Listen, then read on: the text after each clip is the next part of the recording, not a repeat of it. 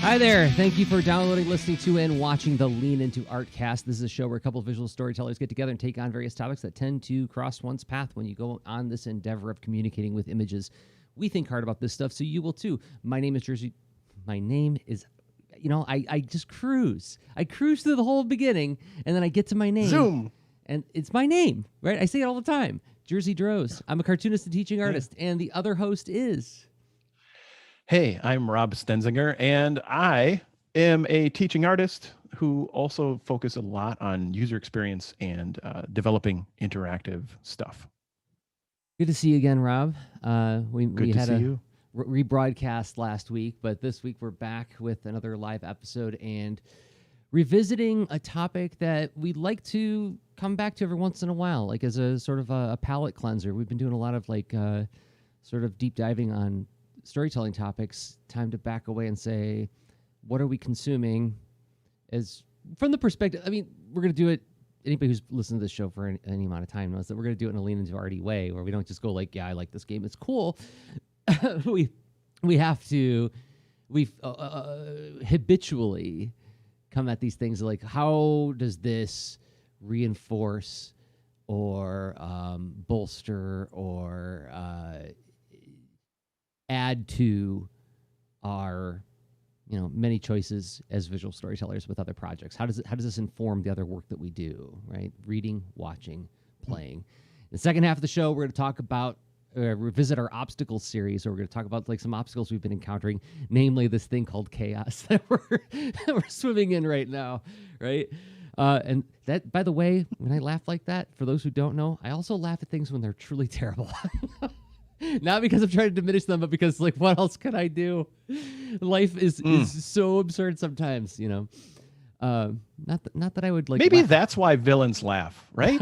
So they just have a lot on their plate, and it's just it's a lot. And what's funny is you say chaos, and part of my brain goes to Chaos Emeralds, which in Sonic the Hedgehog, Dr. Robotnik, or Eggman, either way, And honestly, you think that's a very busy, driven person who's probably at the edge of their capability, not so chill or what have you. And yeah, so you got to let the feelings out, right? Laughs are awesome. And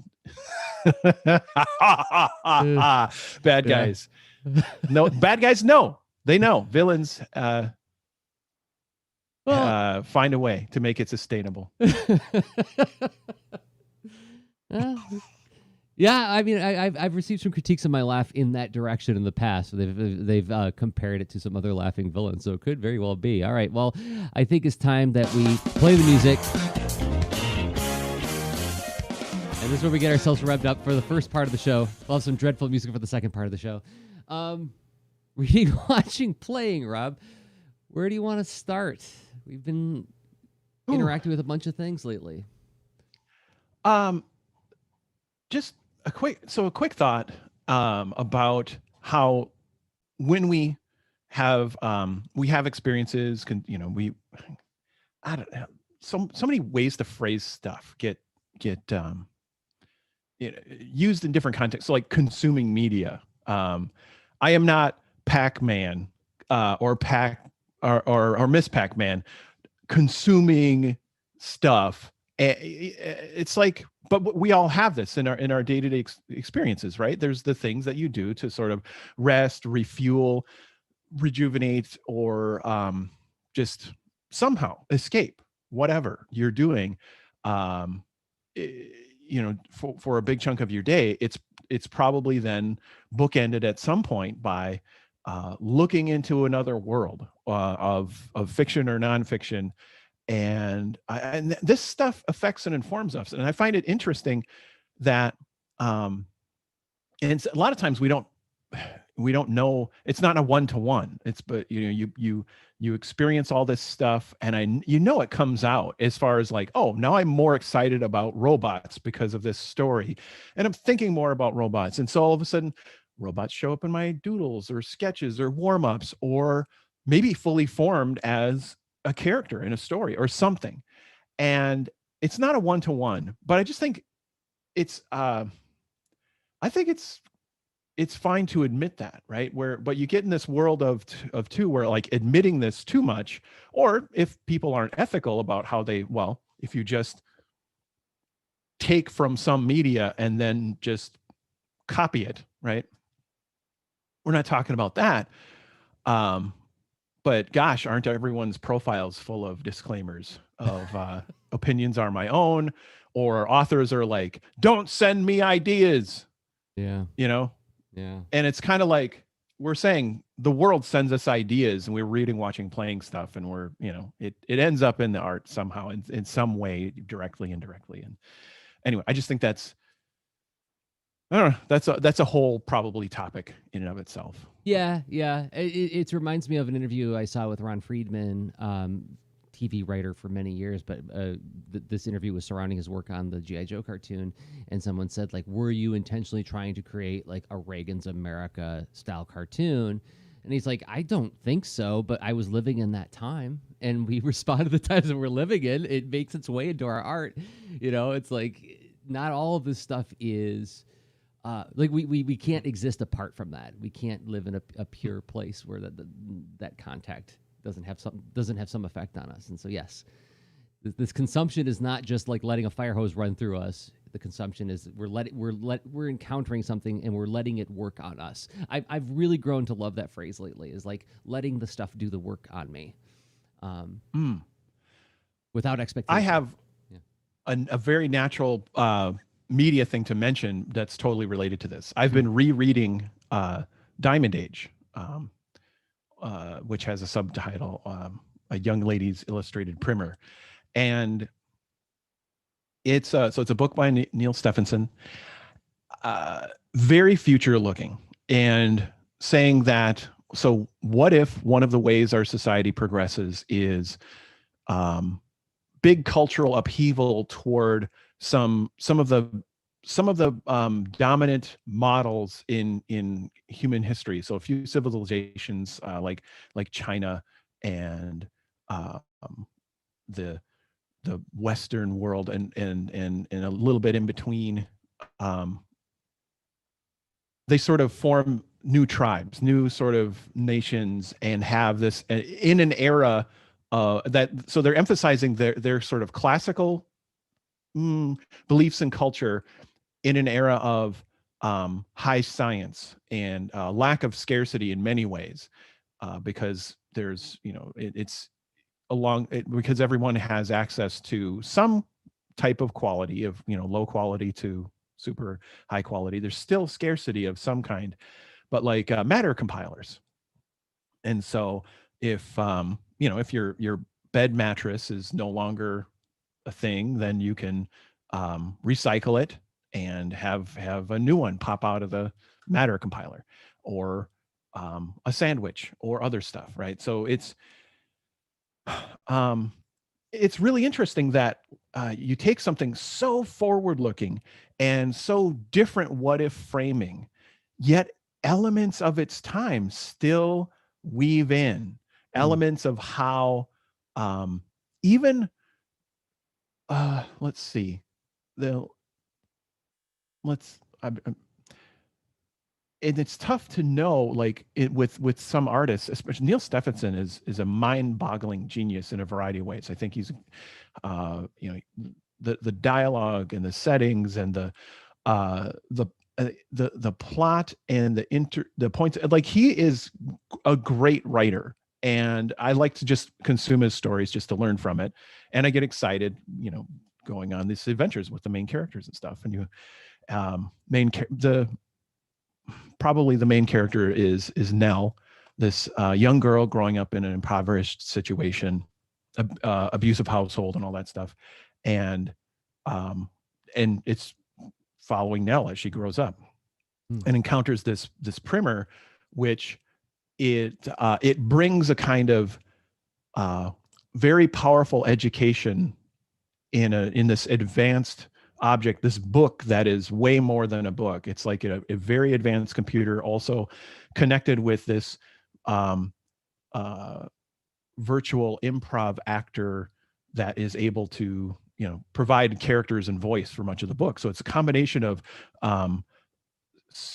structured branching narratives mixed with artificial intelligence, mixed with human intelligence. And so this book ends up helping teach now.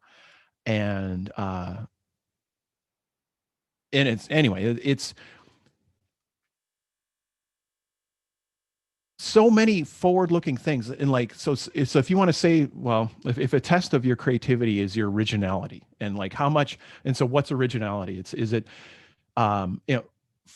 future thinking things can essentially just throw technology to a thin extent on a current context, right? So, and it doesn't have to be that new and different. You can just say it's politics, but in space. It's war, but in space. It's, but this book weaves so many different things about sort of cognition and cultures and what have you, that, and the way it's framed, I couldn't even fully tell you how I think it might be different today.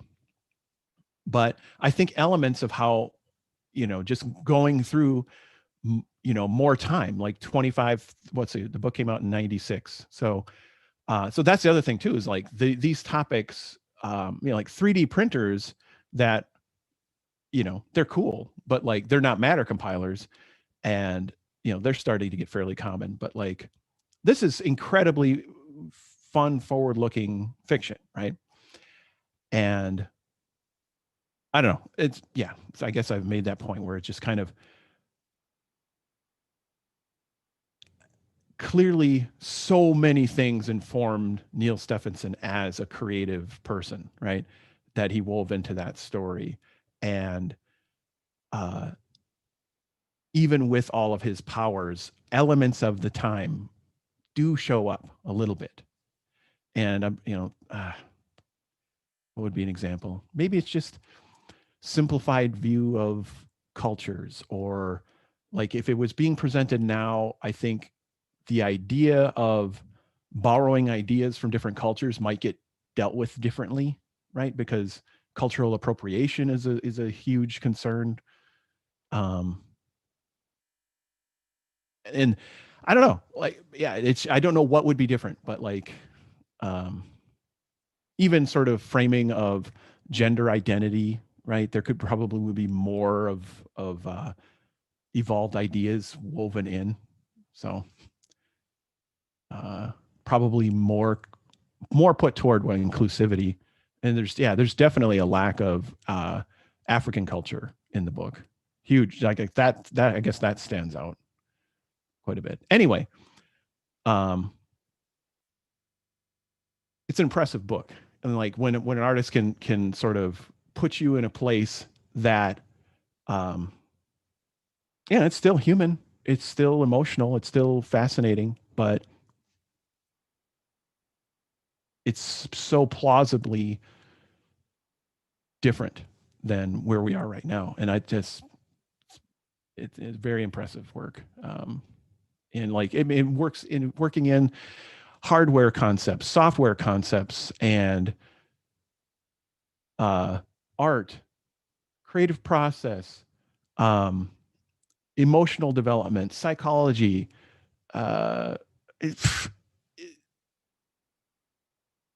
It's nuts how many things are in that book that are woven together in a cohesive story. So anyway. Wow. That's a pretty big endorsement. So, okay, the Diamond Age, which we will link to in the show notes, and I had up on screen so people could see what it's, what the full title is. Wow. Okay. Well, what's funny is I have the thing I've been reading has themes of what you were talking about in terms of the art we put into the world having a rebounding effect and other people building off of it. And that is from this book called Gods and Robots, Myths, Machines, and Ancient Dreams of Technology, which I've been listening to the audiobook of this. The title alone got me, right? I was just like flipping through Hoopla, which, the Columbus Metropolitan Library, support your local libraries, everybody, because they have these wonderful ebook and audiobook lending services. which is, very useful during a pandemic where you can't go to the library as easily. But the premise is like examining the central, what am I trying to say? Not central, the sort of defining quality of these beings who are made, not born. That's the qualification, right? Like if it's a being that's made, not born, and whether or not examining our relationship through fiction with that idea, and how some of us can get very unnerved by this idea of like, can a thing that's made, not born be as alive as we are, right? And the first part of the book is spending a lot of time talking about the character Talos or Talos. I think it's Talos. Are you familiar with this character from Greek mythology? It made famous by Ray Harryhausen in the 20th century as the giant like bronze warrior who guards this causeway, and like this waterway into this island area, and like Jason the Argonauts fight him. I don't know if you're familiar with that scene, but. No, not familiar with the scene, but I did have an illustrated book of robots in elementary school, and Talos was in there? mentioned. Yeah, so Talos is this bronze person who is given to, I forget which king, but his features are he guards the island. He walks around it all the time because he doesn't sleep, because he doesn't need to, because he was made, not born.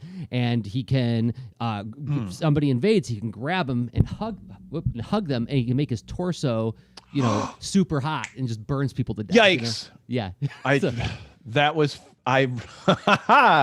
that explains a few nightmares. I forgot about that, but now I remember. Oh boy, okay. But wow. But this is where it got interesting. Is she starts talking about the author. What is her name again?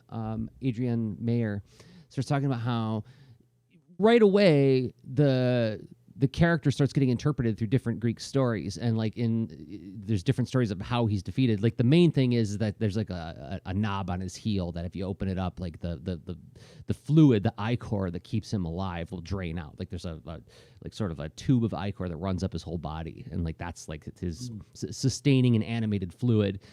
But in some of the stories, like this Circe, like tempts Talos with an image of his own mortality. Like, you could die someday, but I can help you if you let me get at that thing on your heel. He's like, okay. And she opens it up, and he drains out and he dies. And it's like, okay, well, then that would imply that he's alive, right? In this story, he's a living creature because he was tempted by his, he was defeated with a temptation of, his own mortality.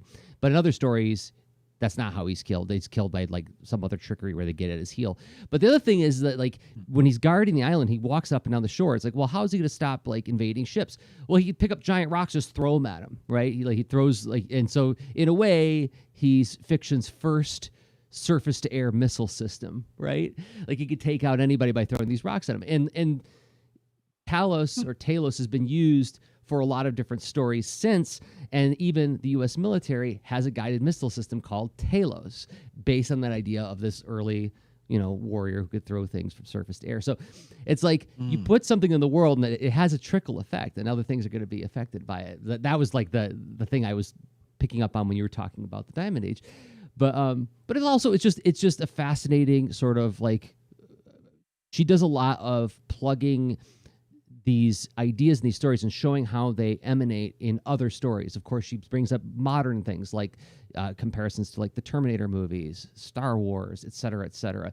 So it's a bit on the academic side in terms of, the writing style. But I mean, it's about mythology and robots. So, I mean, how boring could it be, right? I think it's intensely interesting. So gods and robots, myths, machines, and ancient dreams of technology. It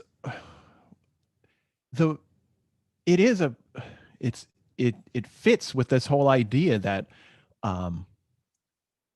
when we express things into the collective consciousness, there's a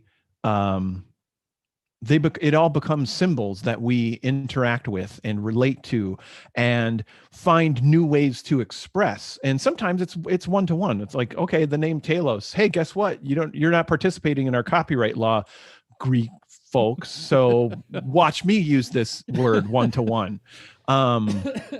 So and in fact, I'm going to take the whole idea, so watch me go, because that is a way to actually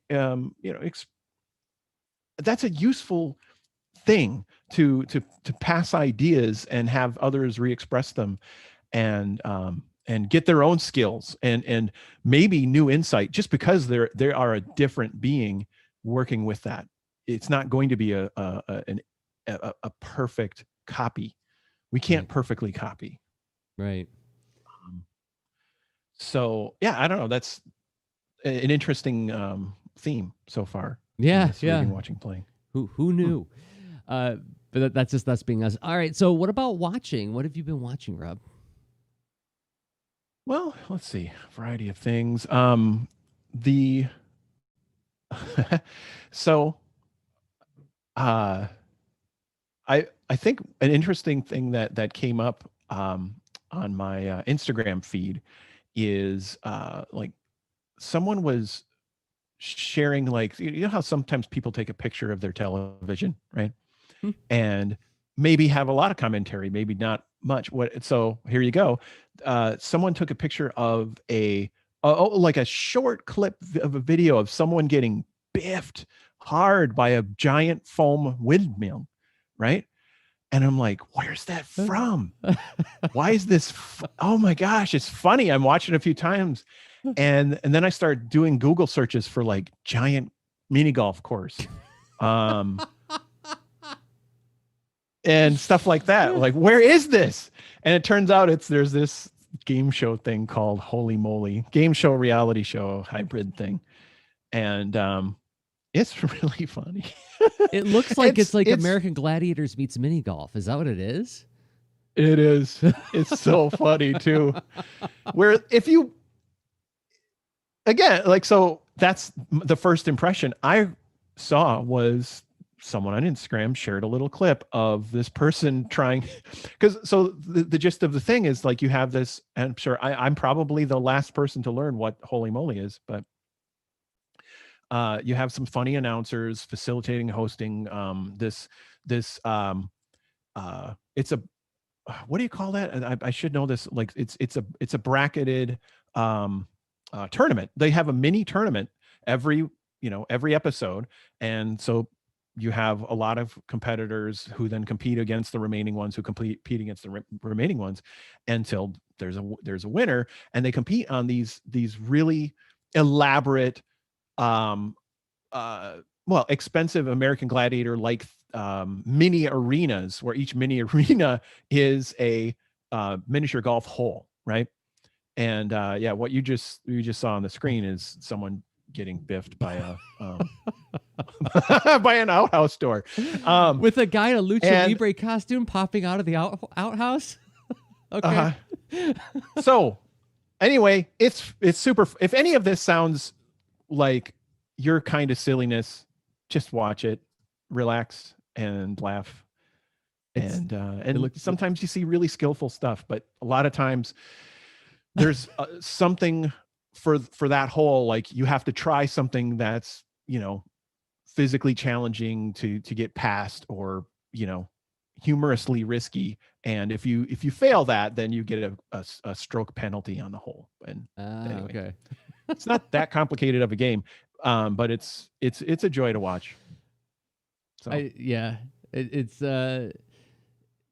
like this goes into the whole idea of, like, we were talking about this on Extralien, was it? We were talking about like roller coasters and things, where it's like, let's simulate the peril of being alive in a safe way.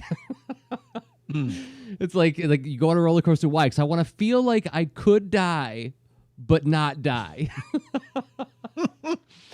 I think that might have been like a pre-show thing. We were talking about water parks. Yeah, that's right. That's right. Yeah, and I think I have an affection for water parks. I love rides and stuff too, but water parks are like my favorite kind of ride thing. And I miss going to water parks. But it is that thing where it's a bit of that, and then vicariously someone else is going through that risk, and that gets into, well, physical humor, right? Mm. And that, I mean, it stays in the realm of, that classic Alfred Hitchcock interview where it's like, humor is when you see a person walking down the street and they fall into a hole from, like, you're a good distance away. But tragedy is when you're in the hole with them, right? Yeah. And yeah, something like that. I'm misquoting, but that's the gist. essence of it. Yeah. So, but yes, and it would not be fun to watch somebody actually fall and hurt themselves on a television show. But like when it's like you're falling into like a pool full of foam ducks, that's comedy. Oh yeah, I mean, honestly, a giant inflatable duck that's blocking a bridge back and forth like a windshield wiper, and someone trying to get past it, whew, and then the duck is like, nope, bonk, and then they end up in a big splashy pool of, it's like, okay, this is kind of like water parks and mini golf. Whew. I'm sold. I have a watching one that is a little bit of a different flavor altogether. And I don't know if you've heard about this one because I came across it completely by accident. But have you seen this Netflix documentary called My Octopus Teacher? No. And I think it was one of those things where it just like randomly showed up. You know, they got have like a sort of like a spin the dial kind of function on Netflix now. And I was just flipping through, and like I saw My Octopus Teacher, and I kind of rolled my eyes, going like, "Whatever, what is that?" It's going to be some like kind of like youthful thing where they're just like putting random words together to be funny. And then like Anne's like, "No, let's see what that is." And it's first of all, it's beautifully shot. It's a really like you could almost just watch it without the sound because it's so beautiful to look at. It's like this guy in South Africa who he lives near this underwater kelp forest, and he goes diving every day. But in his dives, he encounters this octopus, and the story it switches gears from this guy having a midlife crisis and like sort of losing touch with his art of being a documentary filmmaker, and he follows this octopus around, and they sort of form this is his telling, a kind of a relationship begins to occur. And the more he learns about this octopus, the more he pieces it together into understanding why his life is shattered. And it's very slow and sort of meditative.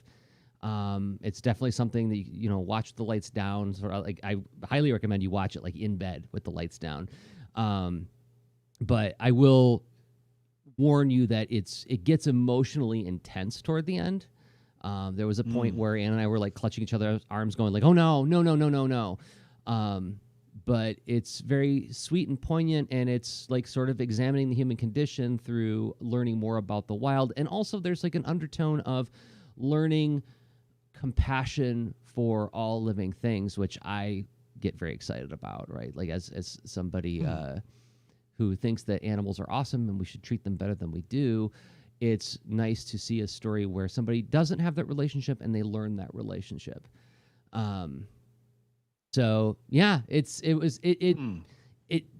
I found it surprisingly engaging. It is not your Jacques Cousteau documentary. It's much more of like an inner journey of this man while we're watching this like really beautiful scenery happening on screen. My Octopus Teacher, if you have Netflix. Yeah, it sounds really serene and relaxing. But also very internal. It's very internal because it's this guy who's like sort of like fallen out of love with what his craft is and like finding that love again through this journey of learning about this little octopus. I mean, it's a really tiny thing. It's only like, it's like that big. It's like fits on his hand. It's like just like a garden variety octopus. But anyway, yeah. I thought for sure that was going to be anime. So Yeah, like that. I That don't was know. the vibe I got. Like when you say my octopus teacher, it's like I think like it's something where it's like some randomly strung together words for like some kind of comedic effect, right? Um, Mm. Well, I mean, in that as a premise, I'm still interested. Okay. So you've got high school drama and there's a octopus teaching, doing their best, right? I mean, who knows where that they are in their career, or probably, so they're just starting, whatever. Anyway, um eh, and I haven't, yeah, I did not see this the random feature. Never, that came up. I'm just saying in the show notes, I'm like, I have to make sure. I have to ask Jerzy about that. Anyway. um, um we want to do a very quick playing before we move on to yeah. take a break and move on to the second part of the show. You want to pick one? Okay.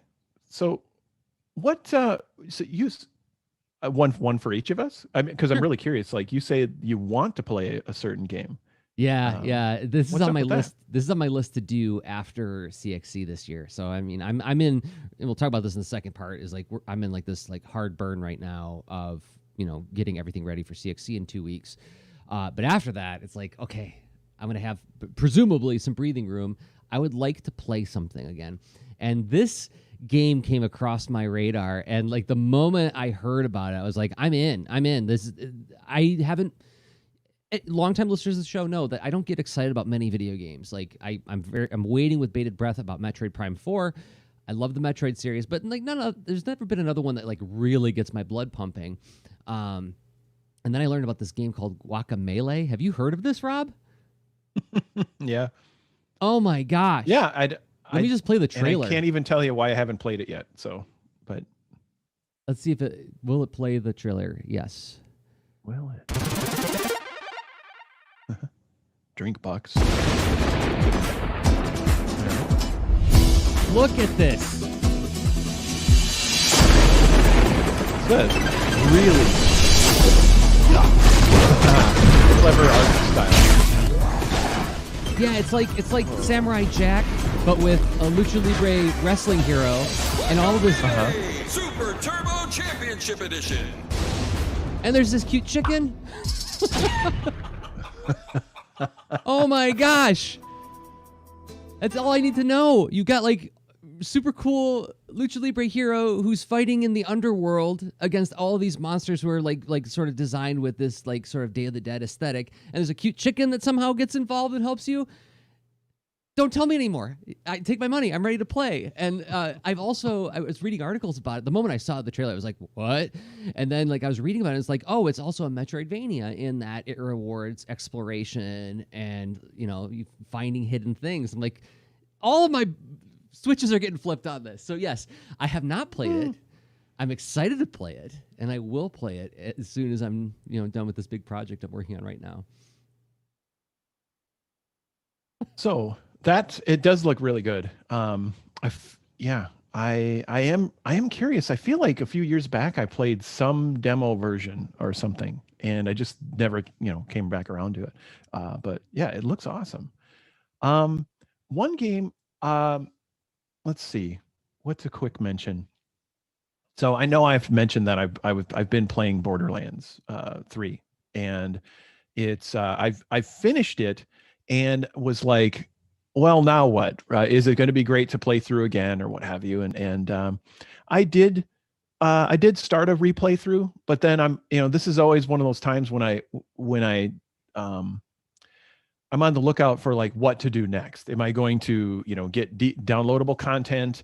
Am I, do I try to find, something else? Because Borderlands is that action oriented, like thematically it's super violent and but it has a stylistic cartoony kind of silly mixed with sincere sci-fi story and yeah,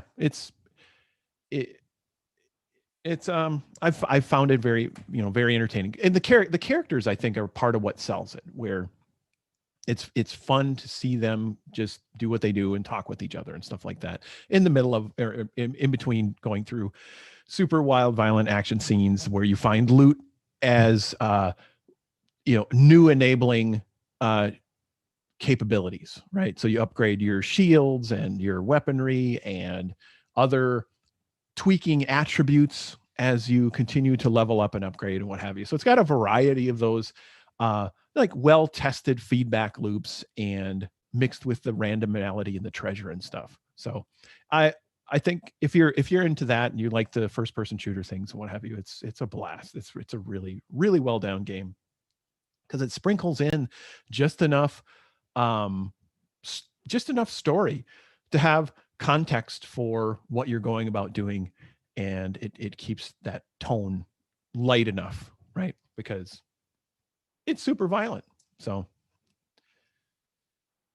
yeah, anyway, that would be worth unpacking on a future lead into art, is like how, because like I know this is something that as I get older and think about it more, the harder it is for me to really enjoy really intense violent scenes in film. Like for instance, like I love the Indiana Jones movies, but like I watch them now and I'm like, oof, this is like a little bit, I know it's cartoony, but he did take that guy's head, and that guy was a bad guy, but he smashes his face into the tank like 5 times before he throws him over a cliff, I'm like, ugh, is that heroic?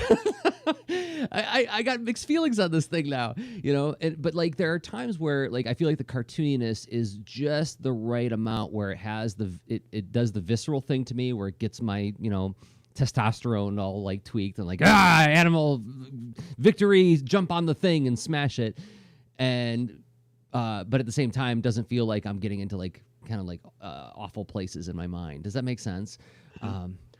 Well, it's acknowledging the the layered combination of your cognition and human experience, where something that has this kind of physical violence to it can have lots of aesthetic value and meaning transmitted through, honestly, the fictional violent stuff, right?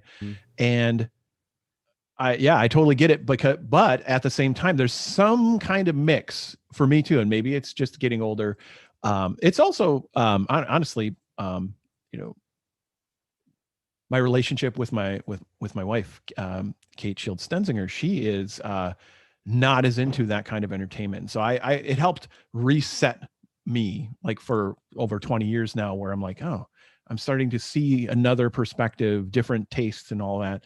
And so I don't know which, if it's it's a combination, where I'm like seeing violent depictions as through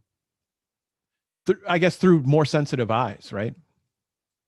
And I don't relate to that like I once would have. It's like but at the same time, some games I've never gravitated toward things that are more realistic, right? I love the fantasy stuff of, well, whether it's magic and swords and that kind of stuff, or if it's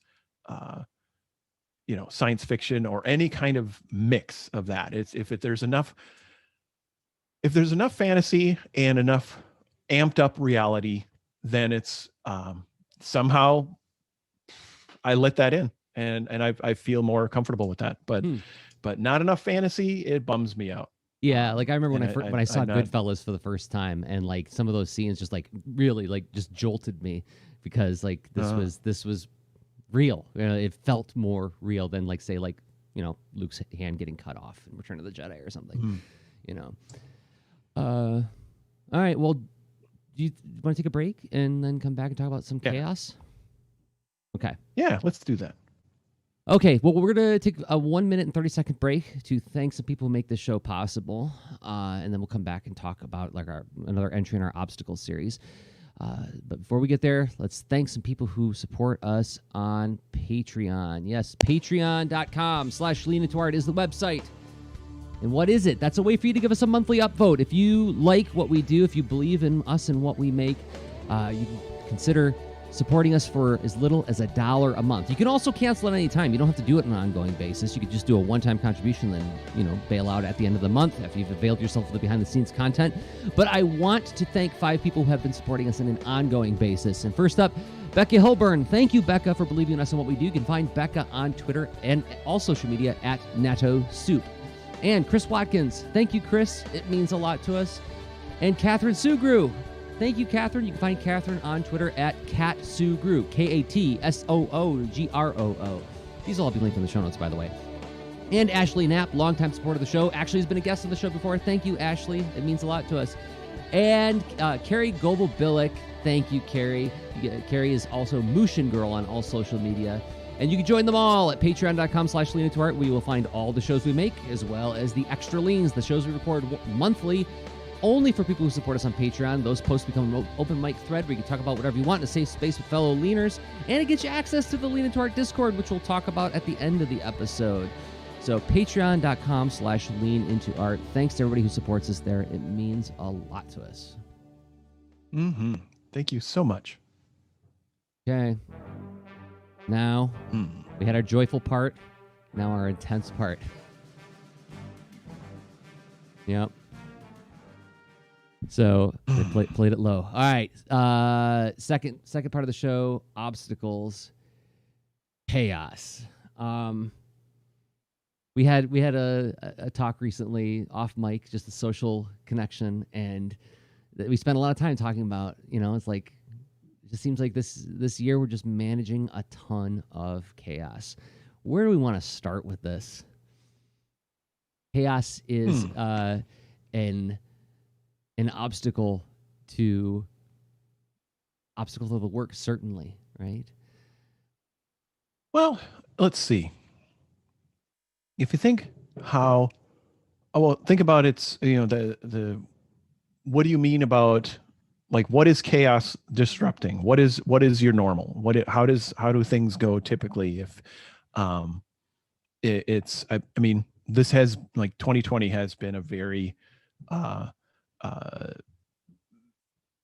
disruptive year on a bunch of levels and in a bunch of ways that don't affect everyone evenly, and whether it's geographic dispersion and chaos because what's popping up near you, or whether it's cultural, whether it's natural disaster, whether it's politics, conflict, is it brought to you, like, how close are you to it, physically and emotionally and all that stuff. So there's the that part of the norm, but then there's also, I guess, how your life is functioning, and, like, maybe there's chaos as far as, like, professional things, industries changing, different forces and reactions going on there. There's chaos as far as, like, so if you go, like, in a way, I'm looking at this as conceptual spheres, right? And then going further and further in close, where at the center of the sphere would be in your own mind and your experience. But then, so jumping back out a little bit, it's like, well, what's your your day-to-day life and living, cohabitating circumstance, what have you, and all of it, every dang level, every level of the spheres there is, I think, a bit more extreme weather than conceptually than has been typical. So what do you think of that as a mental model? And I love it. I love it. That is such a Rob way to tee it up, but it is so incredibly useful as a framework for thinking about this, and as a way to set expectations about, like, how we would like to approach it. Because yes, it's a way of acknowledging that we're all experiencing it in our own way, and we've got our own contexts for it. And how you and I may talk about it may or may not have any application to somebody else. They may have a completely different look at that, and that's why it's really good to talk and listen with people. I like to frame, like, why do I do this modeling? Why do I try to take something complex and put a handle on it? because I wish to participate and bring some kind of benefit into the world on a variety of levels, and consider more than my own immediate perspective, but include it at the same time. And so a model like that helps. That's, I guess, that's, in a way, it's a habit. Could be selfish, could help others. I don't know. But it helps me provide provide some paths and choices among this, because I believe in that. I believe I have agency. I believe that that there's some footing I can use to help and do something in amidst the chaos. So yeah. That's a very refreshing sort of reaction to the word chaos, because I would say that most of the time when we think of that word, we think of ourselves as not, well, the metaphor that Anne always uses, and I love it because it's so visual and it's so cartoony, is the Kool-Aid Man Atari game. And it's like, in the Kool-Aid Man Atari game, you're Kool-Aid Man, and then all these little thirsties come in, and there's a pool of Kool-Aid at the bottom. They drop straws. They start drinking your Kool-Aid, and you have to stop them from doing that. But if you touch a thirsty, you start bouncing around out of control. You can't move your character anymore. He's just bouncing and bouncing and bouncing until he stops bouncing, and then you can move again. And your job is to get between the thirsty and the Kool-Aid. Don't touch the thirsty, but knock their straw out of their mouth. But every once in a while, a power-up will fly by the screen. Then you turn into Super Kool-Aid Man, and now you can knock those thirsties out of there. And so it's like the metaphor that our household uses is like, yeah, this is a day where I was definitely Kool-Aid Man, but I was not Super Kool-Aid Man very much. Like I was being buffeted by the forces in my life, and not, didn't feel like I was acting as much, right? And I think that's an important thing too. Is like, sometimes it feels like I'm not acting, but actually what I'm doing is having an effect that's just not visible yet. And sometimes it's not so important for me to have an effect. Sometimes it's important for me to just show up and do what I can. And, will I see results? Won't I see results? I don't know. Yeah. I feel like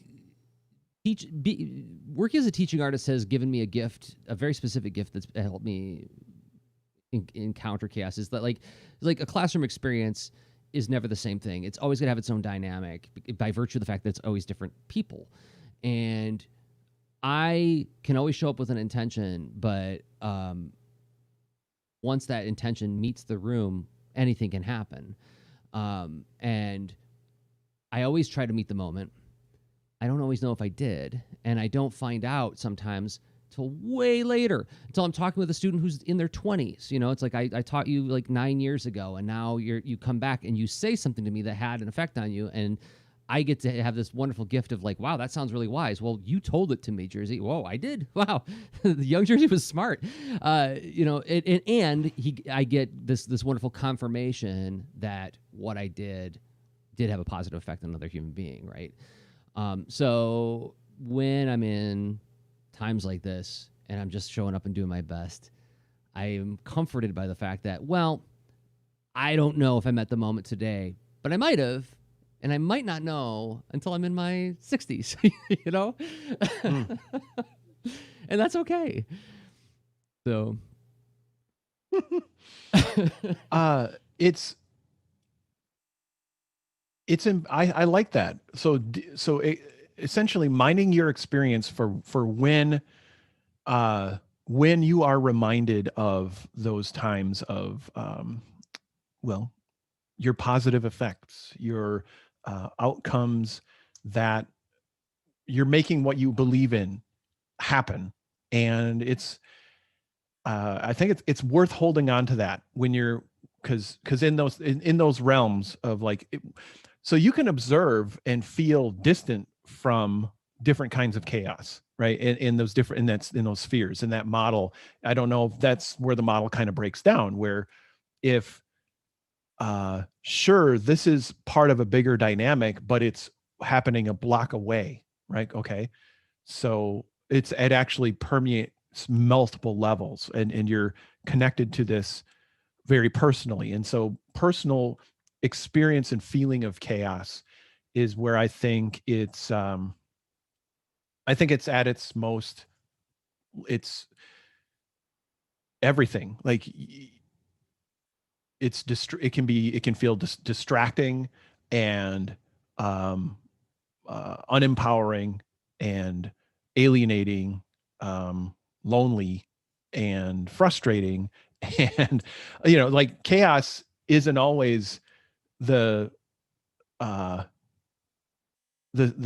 simple, attractive, fun seeming situation like a guacamole ad, right? So like if everything looked like an appealing game to jump into, great. Chaos as the emeralds that Dr. Robotnik tries to collect to become ultra powerful. That feels fun because we get to opt in and we get to fix things and make things fair. But what's hard is the intangibility in the day-to-day of the connecting with feeling effective in the midst of all that. And so I think what you mentioned was really good, to try to dig up reminders, and those reminders are like a talisman of like, I can do something. I may not pull it off today, and I may not even know what benefits ripple out from this ever, or maybe for I won't learn in a direct way for a long time. But finding that, it's and also it's like the whole I remember reminded of the book The Upside of Stress by Kelly McGonigal. And it's like finding a framing to be like, well, I don't know how I'm going to deal with the chaos today specifically, but I am going to meet it because I believe in this thing I want to do. I was trying to find her. Oh, there's her book. Okay. Sorry, I was pulled it up on the screen so people could see The Upside of Stress by Kelly McGonigal. Yeah, and that's that works in, I think, some like a course that she teaches because students going through going through multiple thresholds and transitions in your life in that college age, and so this is it's meant to be sort of helpful and practical to say, like, well, those obstacles you can meet them with some framing that says, well, why you're here, because what makes it meaningful for you, right? And that sort of recontextualizes stress, can maybe help you get ready to tend and befriend instead of fight or flight. And one of the books I shared on the reading, watching, playing section was about gods and robots, mythology, and so on. And like another idea that I love in mythology is this idea of like the transforming event, right? And I feel like this is another framework that I find helps sustain me when I'm going through like a lot of stress. Is this is also the pain of metamorphosis, because like something, and we were also talking about off mic when we were having our happy hour, was this idea of like, at least for me, I don't really think of myself as participating in history all the time, right? And it's certainly when I was a child, like we were talking about like what is this particular year going to like, what kind of memories are being created for these kids who are going through all of this chaos and the ambiguity of online learning and so on, not being able to hang out with all of their friends, and it's like. Yeah, it's like these kids are getting this very, very loud and clear reminder that you are participating in history right now, and we often don't, at least I don't, think about that until big events happen. And the thing about participating in history is that history is the ongoing change of the world, and it reminds us that we are going through ongoing change. And I think part of what makes chaos so stressful is like, look. Like, this is language that I use. Like, I just wanted to draw something today. Like, wait. It is like, no, you don't get to, because there's all this other stuff happening that you are obliged to tend to. And so like part of like the way that like I personally manage in that situation is I say like, well, I'm undergoing the pain of transformation. There's going to be a different me on the other side of this. And I'm looking forward to meeting that guy and finding out what like how having a conversation with him. How did you get from there to here? What happened? Reflect on it a little bit. Let's look through the ETP and see what thoughts you collected while you're on this thing. So, but I feel like sometimes like that anxiety and stress in engaging with it is not only not feeling effective, but also feeling like, oh, I didn't ask for all this change, and those changes coming, and learning to acquiesce to it a little bit. Like it's still very frustrating and stressful, and I actually feel a cold coming on, and I'm like, oh, I better take a nap today to mitigate this, because like I know that I don't want to run myself into the ground. I'm laughing because we're having this conversation about it, and I'm talking about it in a very sort of stepped away from it, detached sense. But when I'm in it, I mean, the language I use with you is like, hey, let's get together and like do some primal screaming. Sure. It's a reminder. It's like how we meet it lets us shape it. And I believe in that. That's my quirk. I don't know if everyone's mileage may vary and what have you, but it's I have ambitions. I have plans, and they don't exist in a simple. My creative process is pretty different and way more chaotic right now because of this enmeshed set of living reality, the combination of family and pets, and the needs, the wants, surprises, the rippling effects of all the stuff that they're experiencing, and we're all in the same place, in the same house, doing stuff that used to be more isolated, and it's not. But I do as different and as challenging and frustrating as it can be at times, when it's like, okay, today I'm going to move this project forward, what have you. And it meets a cat chewing on my the wires in my room and my office, and I need to manage that. And all of a sudden, internet problems for one of the kids. And even though it's like, okay, I better test it and whatever. And then another kid is like, well, my school provided device isn't working. Okay. And then, what, all these other things, and it's time to prepare lunch, and it's time to, and I'm like, whew, okay, this is not going like what I expected. And so how I'm trying to, meet that is something we've talked a lot about on Lead Into Art, but I'm trying to like upgrade my approach to whittling. And the idea of having a project that is whittling compatible means easily pick it up, easily move it forward in some manner, and easily put it down in a way that helps me remember where it's at when I pick it up again. So there's no built-in amnesia and confusion and frustration and whatever. It's like having a project, because this adds effort to projects, right? This does not come for free. And also, I've been trying to learn and adapt as an independent creator, and where can I learn and grow and do better, and how my projects function as a system. So I can't just whittle on the things that I know I'm good at. I know there are things I'm trying to learn and get better at, and I have to whittle on them too in order to continue to grow as an independent professional. So that means I'm whittling on my process of making things. So I've got the make whittling, I've got marketing whittling, merchandising whittling, networking whittling, and the fifth one is strategy whittling. So it's 5 whittlings.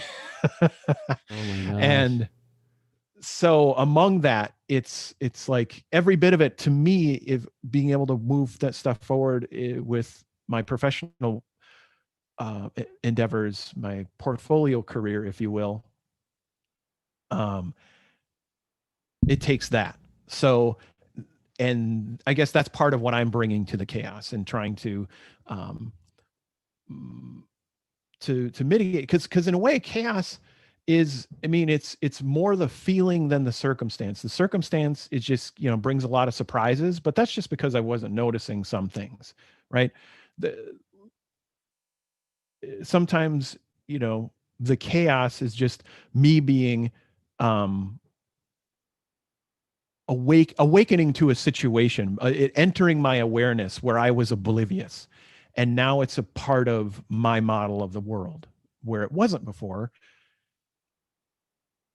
and I just need to grow and adapt. So I don't want to be the source of the chaotic feelings as much as I can manage. Right. That's an important disclaimer to put on the end too. Right. Going back to that the pain of transformation metaphor, right? It's like there's pain in it, and you know we react to pain. Yeah. I don't know if I can add anything to that. I guess, like, have you done any work that you can reflect on with regard to leaving a whittling project in a state where there's less work to do when you come back to it? Because that's something that, and we're getting comments in the chat, people saying like, I feel that, Rob. I'm feeling your perspective, Rob. I think you hit a chord. And you did with me, is that this idea that, like, I am finding that in this particular time, I am trusting my brain less and less and less.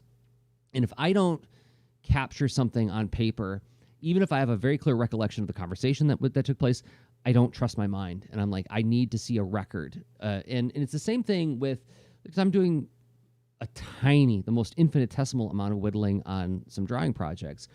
And when I come back to them, especially where it's like thumbnailing and writing, I have this moment of, okay, where the heck was I on this? You know, what am I doing now? Like that kind of like hiccuping, a mental hiccup happens, which that becomes a whole new game of like, okay, don't get mad at yourself for not remembering this, Jerzy, because if you get mad at yourself, you're gonna like start this downward spiral. You're not gonna be able to enjoy what you're doing right now, and you've only got 20 minutes, so get in there and do it. You know, do you have any reflections on how you've been managing that, mitigating that? Well, this is with the disclaimer of I'm doing this thing that I know is working for me. So it's based on where I want to go. So I have goals and I have things that I know I need to learn and get better at. So that has made my model of whittling, because I've become good at the whittling when it comes to just one project, just one thing, and the making of it to take an idea that I want to bring into the world to go from concept to concrete and refined form and shared. I can do that. I can make stuff and ship stuff, but there's more that I need to do. So whatever it is that is the thing you need to do, what does that break down to as far as separate aspects to be whittling on, right? So is it just one thing? Is it just about making that one? Okay, great. But for me, I've broken it down to multiple lists. So how many lists do you need to feel like, well, I believe in this. This is a credible, informed desire and plan for the future. Okay. And I broke it down into these things that I can do in a list of if it for a game project, that's going to be it's a list of lists, because games have a bunch of stuff to do, right? But if it's an illustration, it's not multi-dimensional as a list. But I know what I need to do on that project. So you have a to-do list for that project, but you also have a log, a what happens. So like this date, I made this happen. Here's my question in my head right now. Here's where I left off. Okay. Mm-hmm. Like, so to be able to, if you had to hit pause on something that you're working on, what does it mean to pause it and then to hit play again? And so what would you have to write down to future you, so they are effectively just unpausing and moving forward with it? And that, I don't know what that looks like for everybody. I'm still playing around with this stuff, this method. And so when you what I say have what found makes you well. have Go to ahead. pause, when you say like what Yeah. makes you have to pause, you're talking about within the project. This is not about like, oh, well, then my kid came in and asked me this question and I had to go attend to that. Not that reason that the pause, but like whatever is Yeah. halting the No, development. that's included. Oh, okay. Like if you're interrupted, what does that look like? How do you take an interruption and make it not disruptive as best as you can? Okay. So that means some of it may be taking notes as you go, and the whole this builds on itself. So if you have almost like if you have essentially a to-do list and change log of what you're working on, right? So what you're working on and where you want to go next with it, that could be good enough. And maybe you can be interrupted. It depends on the nature of the interruption. Like, what is it like? How are you putting this project down and stepping away from it? Like setting it aside for some other thing, some other matter that requires your attention. Make that a threshold, like, and just take a note and give your future self the chance to pick up. And that having that series of notes in one place, like a change log, helps a ton for me personally. So I'm able to look back and all of a sudden see like, here's where how this project is evolving, not in hyper detail. It's not every single task or whatever, but it's like the highlights that let me pause and resume. So it's something I started with working on video games, and I try to carry that with other projects now. Did that answer your question? Yeah, I think so. Like as you're describing it, I was immediately thinking about like, how would I incorporate that into my ETP? Would I create like a new column in my emergent task planner where it's like I would, but then like it, yeah, I'm trying to decide whether or not that would. I've needed to bundle it with the project itself. Okay, got it. So I have my own, goals and task management separate from this project information, right? That I immediately see a friction in maintaining that level of mindfulness throughout the day. It doesn't come for free. Yeah. Yeah, because like when the interruption happens and I have to go like, okay, I'll be there in 1 second, and I have to like write that down to like capture that before I go attend to the thing, right? Which I am not. I guess that would be good practice for me to like practice that emotional state of that sense of detachment rather than the whole like, oh, I guess I got to go do that thing now, How much can you capture as you're setting it down, right? Yeah. Because we don't teleport. We don't instantly appear to the next thing. As you're setting down a thing, can it have a little bit of something coming out of your brain and getting captured? It doesn't have to take much, because it can just be a couple of words. And then, I mean, for instance, sometimes it's a matter of looking at, sometimes I actually will save a screenshot of what I'm working on. Or sometimes it depends. And that could be, whatever it is that will just help me remember. But a flexible thing is just capture it in text. Carrie Goebel-Billick is watching on YouTube and is building on your analogy by saying it's like making a save point. Totally. Yeah. It's like, some games, growing up playing video games, I had to leave my system running all night and maybe leave it running for days because there's no save in some games. But anyway, games that have a save point it's a pretty nice feature. Yeah. And yeah, I think it's an interesting idea to play with. I'll see what that would look like if I tried it. And I guess like if I had a general reaction to it is that I think at the very least it would be a way to practice sort of that like an even-mindedness in pursuing the work, right? Even-mindedness in the sense that when I have to put it down because of whatever else is happening, I don't have this teenager exasperated kind of thing, right? But more like, okay, well, there's another thing happening.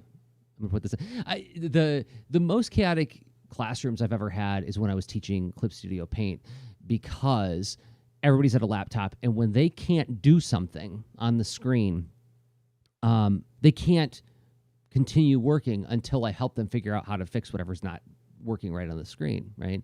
And I came up with rubrics to help them understand, like, okay, so if you encounter a problem, here's your checklist before you call on me. You know, what layer am I on? What tool do I have selected? You know, I put that on the board in big letters, like, look for these things before you call on me. You know, but that still didn't stop 12 children all clamoring for my attention at the exact same time, you know? And I remember there was this initial emotional reaction of like, oh my gosh, all of you need to stop. We got to come up with something that, like, so I'm not have 12 children screaming at my name at the same time. It became, I got into like this even-minded state of like, okay, Colin, I'll be with you in about 2 seconds. Just let me help this person over here. And then like reattend to what I was trying to help them solve. And then another kid screams my name. I'm like, okay, you know, Bernadette, I will be there in 1 second, and then go back to helping this person attend to the problem they're trying to solve, you know. I feel like that's the mental state that would be required to be able to like set something down immediately and capture a few thoughts before attending to the next thing.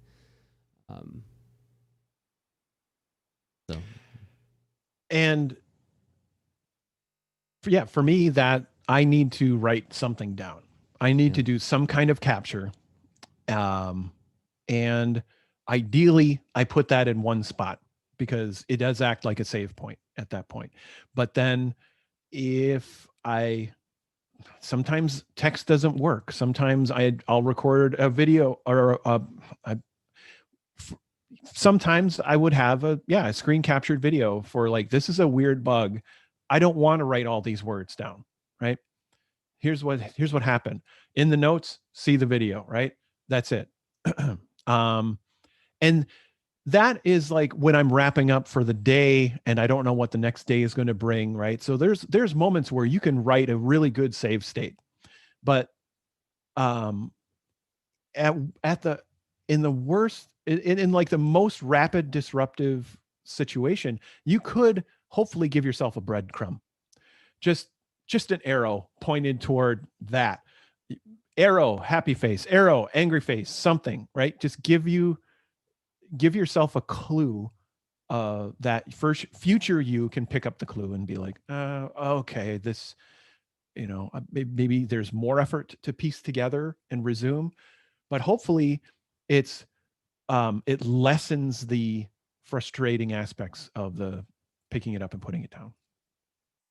That's good. I think we walked around that one a little bit. I think that was creative obstacles, chaos, not chaos, but colon is the punctuation mark, then chaos. Chaos is a different podcast that we're going to do later on this year. It's going to be could be a Nickelodeon show with a game tie-in. That's, you know, you got the gross humor, surprising. It's a meme. And yes, anyway. To an 11-year-old, it's like the most transgressive thing you could do is talk about your butt. Yep. So, but like the topic of this topic is something I feel like we can come back to multiple times, and you know, especially as we come out the other side of this year. Yeah. So do you want to take another break and then maybe talk about 2-minute practice? Yeah, let's do that. All right. Spoilers, everybody. I did not attend my 2-minute practice this week. We'll see what Rob has to say about that. I know. So tune in to see like when the judgment falls and how I grovel and placate myself. Placate myself? No, I placate Rob by groveling in front of him. But yes, because this is the most severe art podcast of all time called Lean Into Art. Before we do that, we have to thank some other people who make this show possible. And those people happen to be us. We make the show possible by thinking hard about all the stuff that we make and then bringing that thinking to this project called Lean Into Art. And the thing that I make that I hope you will participate in is actually I co-create this thing with a bunch of people. It's an enormous network of creative people put together this event called Cartoon Crossroads Columbus. I am currently serving as the interim executive director and doing a lot of very interesting and very challenging work to help make this festival happen online. And it is happening online October 1 through 4. I want to just talk about a couple of the events that you can sign up for free. Elaine Grogan Luttrell is leading a workshop on financial wellness for artists.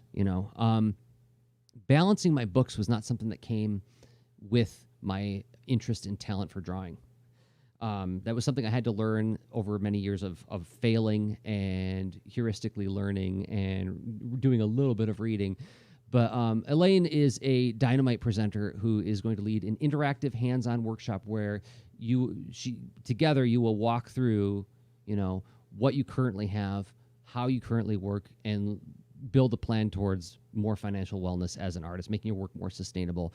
There's also a free workshop, Your Art is a Business, led by lawyer Jack Beeler, who's going to explore a bunch of different business strategies, business profiles, and how to think about your intellectual properties, and essentially helping you be a better business person as an artist. And that's October 1st, 10 a.m. and noon.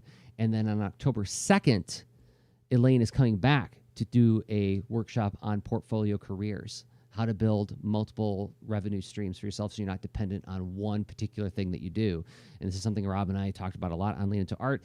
I am so grateful that Elaine is coming to do a free workshop that sort of strategizes how to do that, like how to look at what your assets are, what your skills are, and how can you build a portfolio of businesses for yourself to help create more revenue stream. As she says in the opening line of her workshop, I just need more money isn't a business plan. So these are free. You can register for them for the Zoom webinars at cartooncrossroadscolumbus.org/schedule. Rob, what do you want to talk about? What do you think that you're excited about? Let's go to my store page, which I can pull up. Okay. That's no problem. And I have a couple of workshops that I just wanted to point out and remind folks about. So how about that? Okay. So yeah, drawing user journey maps is a workshop that I have available both at Skillshare.com and Gumroad. Same thing is true for customizing your next creative challenge. Both are really different sorts of workshops, but that I guess combine the like an analytical eye with approachable creative tools to help you do some problem solving. So in drawing user journey maps, it's all about trying to weave together multiple perspectives on potentially really complex projects, or just potentially maybe you want to host a gathering that's a little bit complicated. But whatever it is, there's a before, during, and after that you can frame what happens as a flow. It's a really useful construct that lets you understand more about who you're trying to help, who's involved in collaborating with you in the helping, and you can get multiple layers and perspectives. And so, yeah, drawing user journey maps is a 45-minute workshop that helps you just see how that can work and get some practice with it so you can bring that to your projects. And then this other workshop, customizing your next creative challenge. You know what? It's creative challenge season, and a lot of ups and downs with it. So you may have the gumption, the ambition, the excitement to be a part of like an event, and the pressures that event involves, like NaNoWriMo, or maybe you want to do some an October drawing challenge, or who knows, maybe you want to do something like the art sound off. Any way you go about it, there's a lot of work there. What do you want to get out of that work? So customizing your next creative challenge is a workshop to help you frame this thing up so it's tuned just for you. Like, what would make it fun for you? What would make it effective and useful for you? That's what that workshop's all about. So you can go to robstenzinger.com/store.html, get some easy, quick links to Skillshare or Gumroad to buy your own copy of this thing through Gumroad or through Skillshare, it's like, a Netflix-y kind of thing of creative learning experience modules. So you could just go there and, Skillshare.com, search for me, or use one of these links at robstenzinger.com/store.html. So Cool. check them out. And then the last thing we want to point you at is the Lean Into Art Discord. Yes, we have a forum now. And the invite link is in the show notes for this episode and every episode. So you can join us. There's public channels, but then we also have 3 channels that are only for people who support us on Patreon. So then once again, you go to patreon.com/leanintoart, sign up, and you can get access to those channels as well. But we also have, the public ones where you can comment on episodes, suggest topics for future episodes, and also post some of your 2-minute practices, which we're about to talk about now. So, hi, Rob. Hey, Jerzy. 2-minute practice time. 2-minute practice time. Remind us of what our practice was these last 2 weeks. Oh, let's see. So we were looking at your store presence, your portfolio, some kind of thing that you put into the world to sell what you do, right?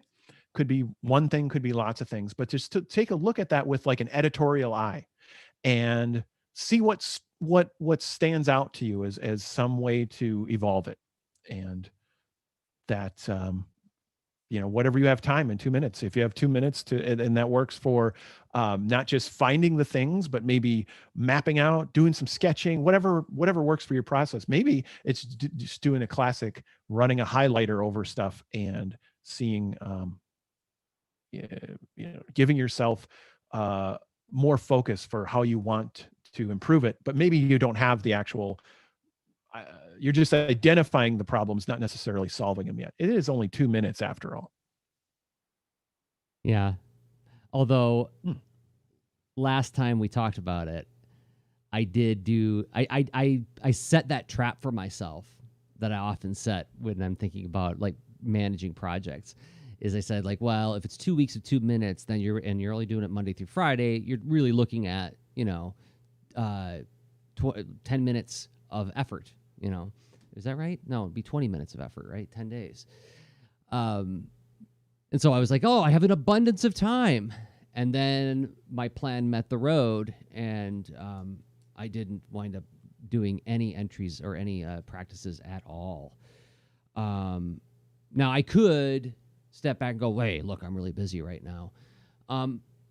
Yes, I also think that this is a reminder to me that I am not attending to my work as mindfully as I could, because like it seems like if I was really being attentive in the moment with the work that I'm doing, I would find the place where this is a good spot to do the 2-minute practice. Let's just change gears for a second and just do this.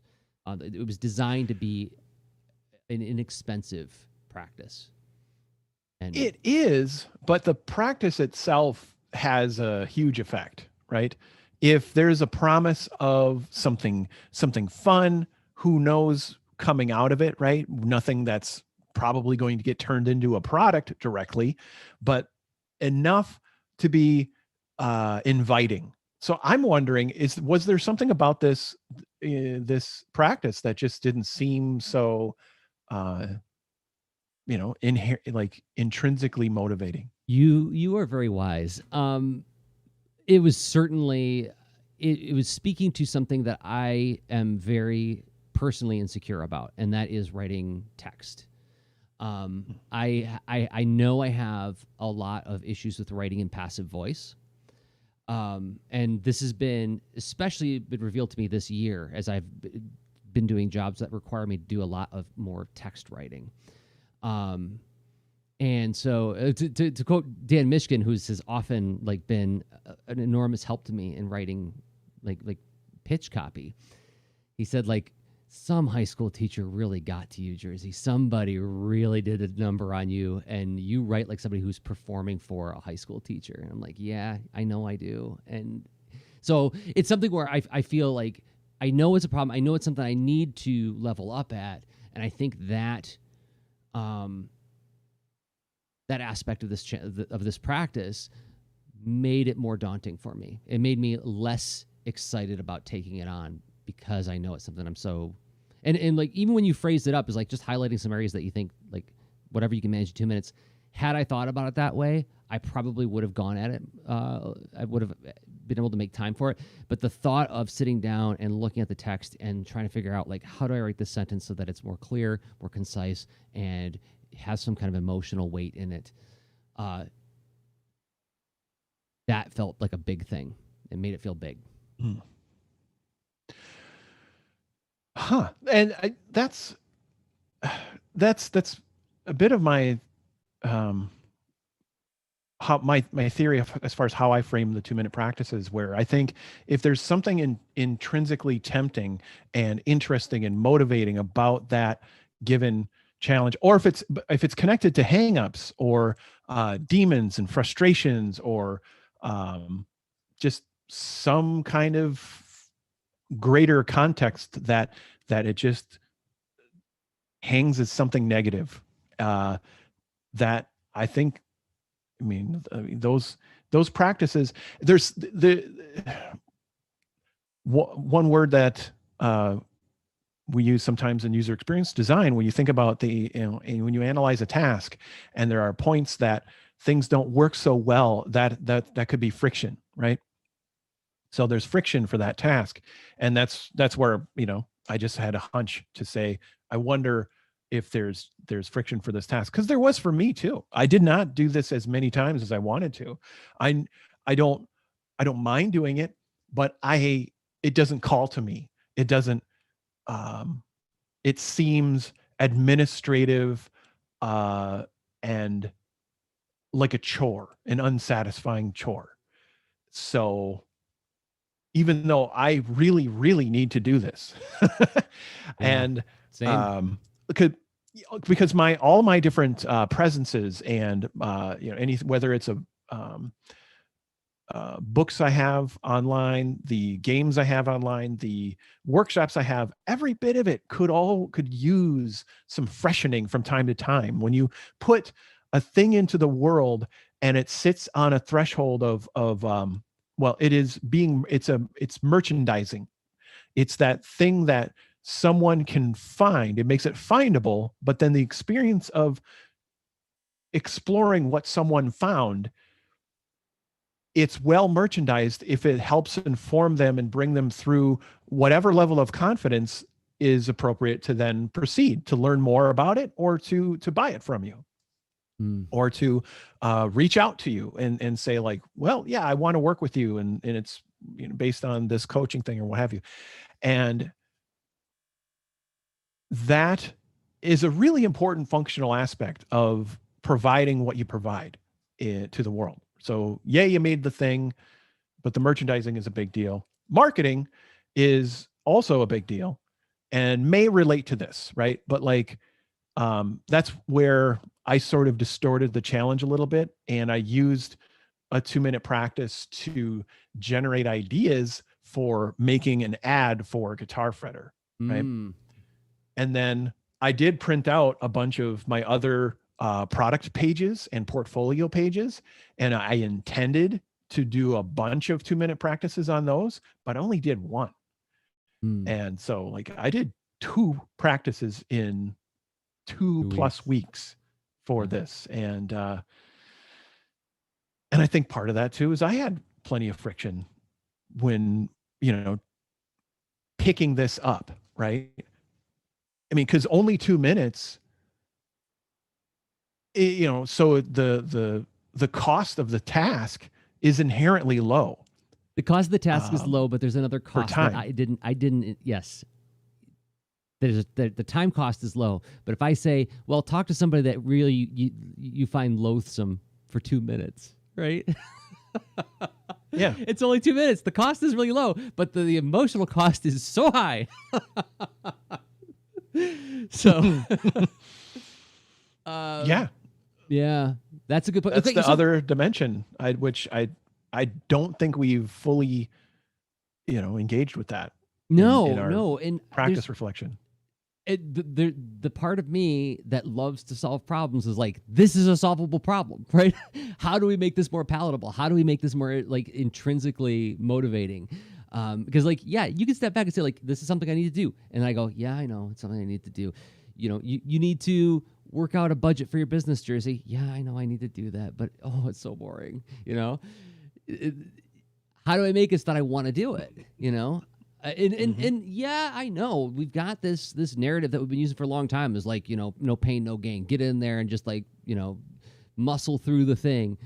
That's not a motivating thing that I use in my classrooms. You know, I don't enjoy telling a child to like just suck it up, rub some dirt on it, and get in there. You know, like let's see how we can make this more interesting for you. So we got to do that for ourselves. How do we do that? Well, it's inherently easy for the tasks that don't have the friction around them, where it's like, well, this is appealing on its own. Great. But like, I guess acknowledging when we encounter, all right, we're framing a 2-minute practice around something that I know especially if both of us have some kind of reluctance about it, right? How do you well, I mean, it becomes a design problem. So it probably means we can look. So what are some ways where you can reduce friction? Well, you can think about, is there some kind of reward you can add to this? So if it's not intrinsically rewarding, can you make it some kind of extrinsic reward there? Is there a way to reshape it so it has an intrinsic reward, right? So maybe you can combine it with other tasks, so you can make this smaller. So let's see, if this editing task, if we said edit while listening to the music that drives you the most, right? Or something, right? Or pick, you know what I mean? Like all of a sudden now we're weaving in other things. And these are things that games do and gameful experience design does. When you try to add other layers that acknowledge something, you can change the volume of the task so it's less daunting, because it really depends on the why. So thinking about that, how would you reshape this task or this challenge? Well, I immediately felt more at ease when you said something about just highlighting parts that you need to fix, like chunking it down further.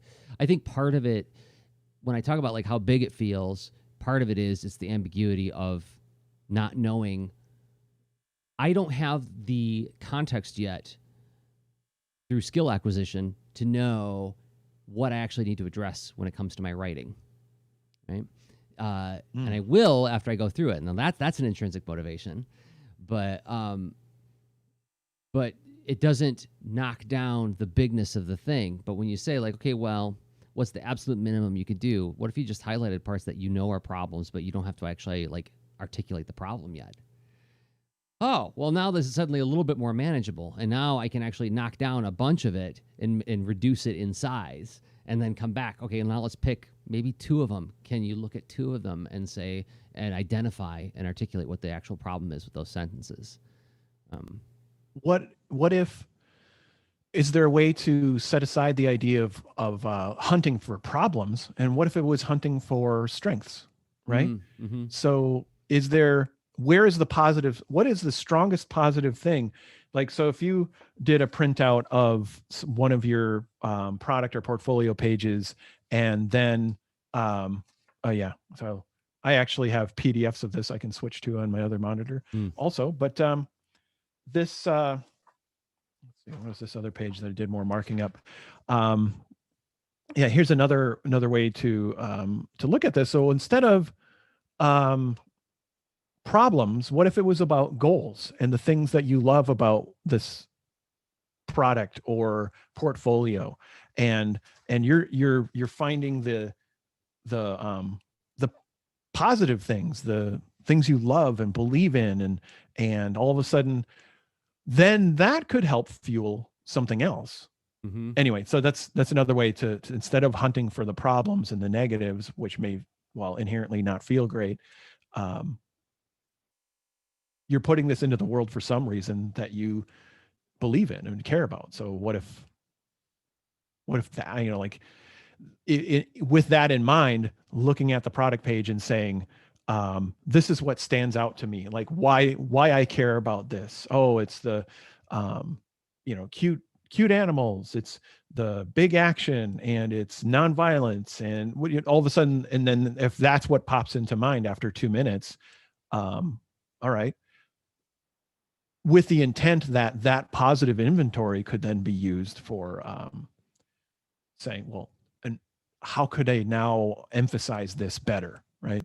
Mm-hmm. Or how could I emphasize this better from the reasoning of the audience, right? So thinking about teachers evaluating this, thinking about kids I'm sort of role playing through, like looking at one of your product pages, and I guess I'm imagining Baron von Bear or something, right? Yeah. Or of course Boulder and Fleet.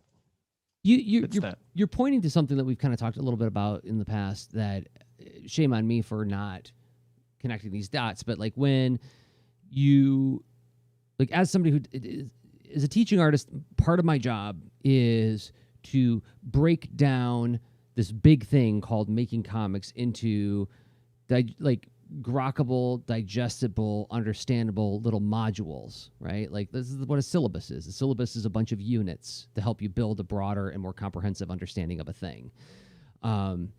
And so we'll do a segment, like all we're going to mess around with today is lines. We're going to play with lines today. That's it.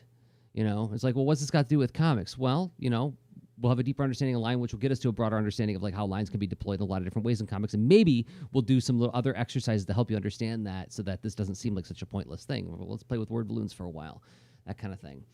And then when I think about this writing thing, I'm like, fix the writing.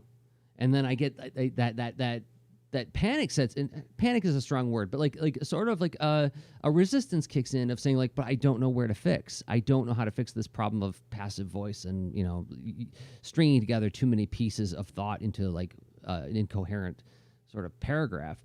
How do I fix? Okay, well, step back, break it down. Let's look at it in like one little tiny piece at a time to build a more comprehensive understanding. It didn't occur to me to try that. Well, that's part of this practice, the meta aspect of looking at, like we're going to encounter stuff that it has problems or friction. It isn't inherently motivating and desirable. So, but what I walked away from with this is that you've provided me with a framework to reapproach it. Right now, I can look at it and say like, okay, well, ask yourself a few questions. What's writing made of? Writing's made of words. Writing's made of sentences. Writing's made of thoughts. Okay, let's approach it from just that conceptual.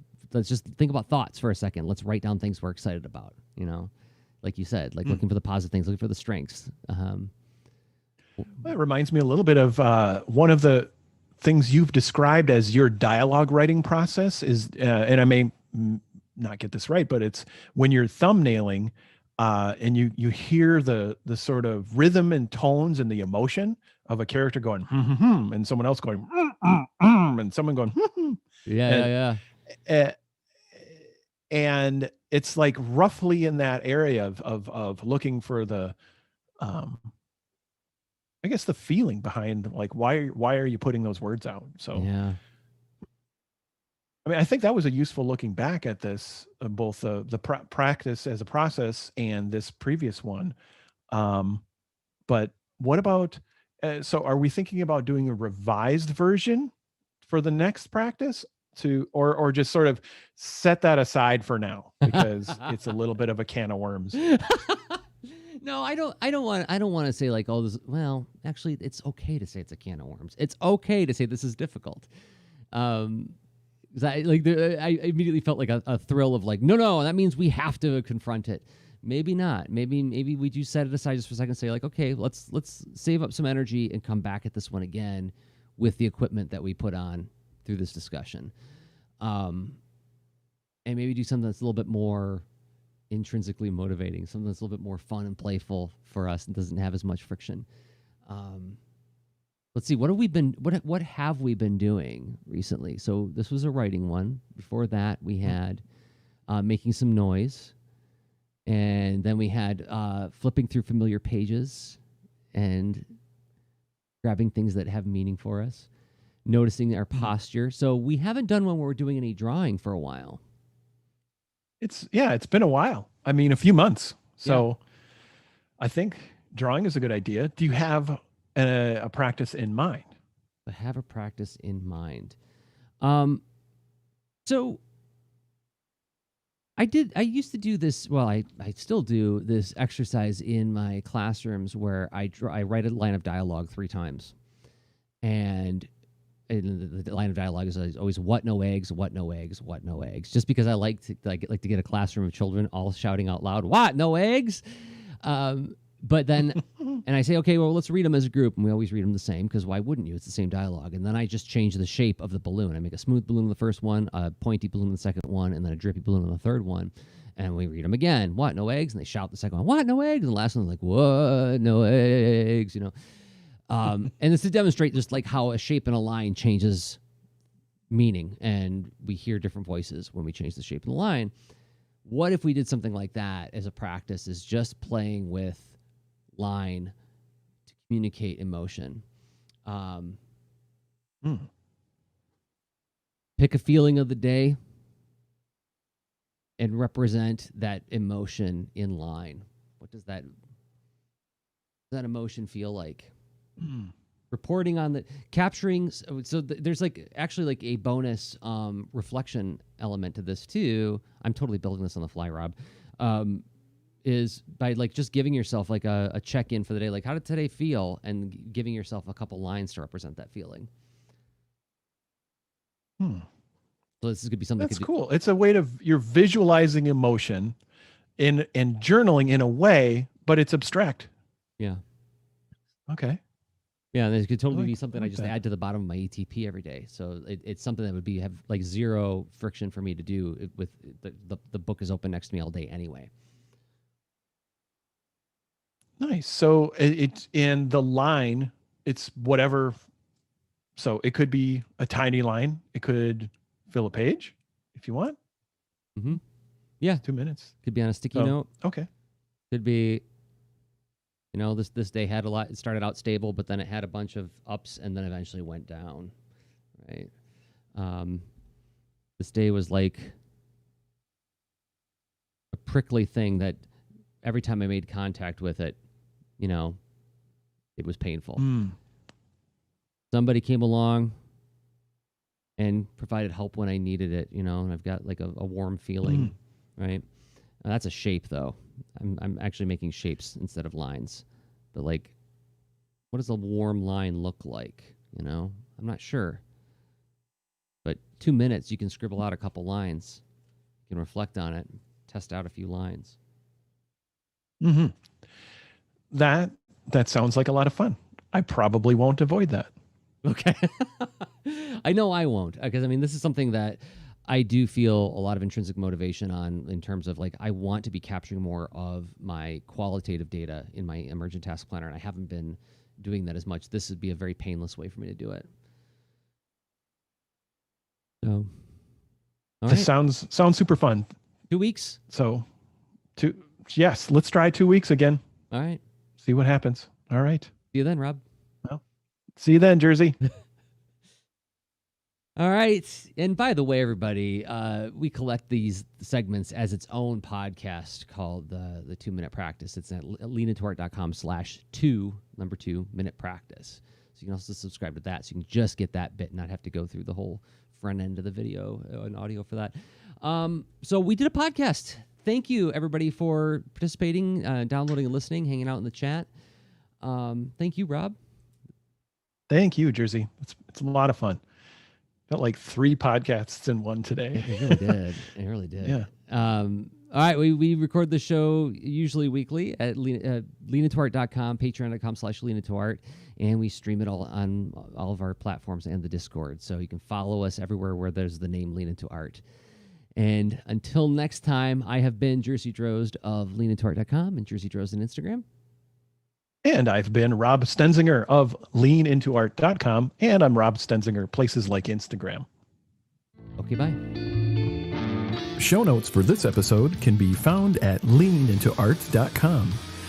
You can also follow us on Twitter at the user leanintoart, and you can reach us via email at leanintoart@gmail.com. And remember, leaners aren't wieners. Thanks for listening.